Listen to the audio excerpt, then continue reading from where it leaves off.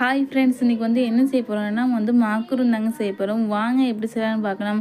இது செய்கிறதுக்கு முன்னாடி நீங்கள் உங்கள் வீட்டில் ஓவன் இருந்தால் மட்டுமே ட்ரை பண்ணுங்கள். இல்லைன்னா வீடியோ சேவ் பண்ணிவிட்டு உங்கள் வீட்டில் எப்போ ஓவன் வருது அப்போ ட்ரை பண்ணி பாருங்கள். அப்புறம் ஏன் நிலைமை தாங்க உங்களுக்காகும். வாங்க நிலைமை நம்ம லாஸ்ட்டில் வைப்போம். இப்போ வாங்க இது எப்படி செய்யலாம்னு பார்த்துடலாம்.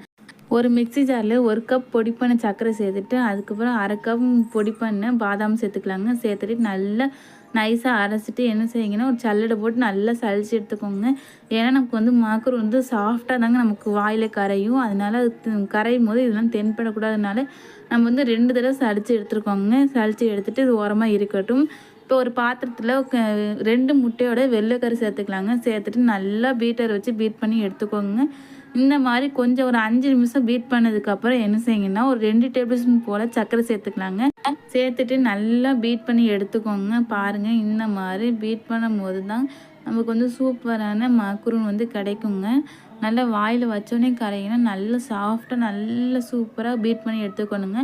பாருங்கள், இந்த பீட் பண்ணி எடுக்கும் போது இந்த மாதிரி நேராக ஸ்டிஃபாக நிற்கணுங்க. நமக்கு வளைஞ்சு குழஞ்சி இருந்துச்சுன்னா அது சரியாக வராதுங்க. அதனால் இந்த மாதிரி ஸ்டிஃபாக நின்னதுக்கப்புறம் என்ன செய்யுங்கன்னா நம்ம சளிச்சு வச்சுருந்ததை சேர்த்துக்கலாங்க. இந்த மாதிரி கரண்டியாலேயே சேர்த்துக்கோங்க. சேர்த்துட்டு என்ன செய்யுங்கன்னா கொஞ்சமாக ஃபுட் கலர் சேர்த்துக்கலாங்க. சேர்த்துட்டு நல்லா கலந்து விட்டுக்கோங்க. பாருங்கள், இந்த மாதிரி கலந்து விட்டுட்டு நம்ம கரண்டியால் இப்படி அள்ளி ஊற்றும் போது என்ன ஆகும்னா அப்படி லைனாக அப்படி வந்துக்கிட்டே இருக்கணுங்க. நமக்கு பாதியிலே கட் ஆகிட்டு இருந்துச்சுன்னா அதை நல்லா வராதுங்க. இந்த மாதிரி லைனாக வந்தால் தான் நமக்கு சூப்பரான மக்ரூன் கிடைக்குங்க. இப்போ இந்த ஸ்டேஜில் என்ன செய்யுங்கன்னா ஒரு பால் கவர்லையாக ஒரு இல்லை பைப்பிங் பேக்லேயே போட்டு ஒரு பிளேட்டில் பட்டர் பேப்பர் போட்டு இந்த மாதிரி போட்டு எடுத்துக்கோங்க. போட்டு எடுத்ததை என்ன செய்யுங்கன்னா நீங்கள் ஒரு 1/2 மணி நேரம் வச்சுட்டு அதுக்கப்புறம் ஓவனில் சேர்த்துக்கலாங்க.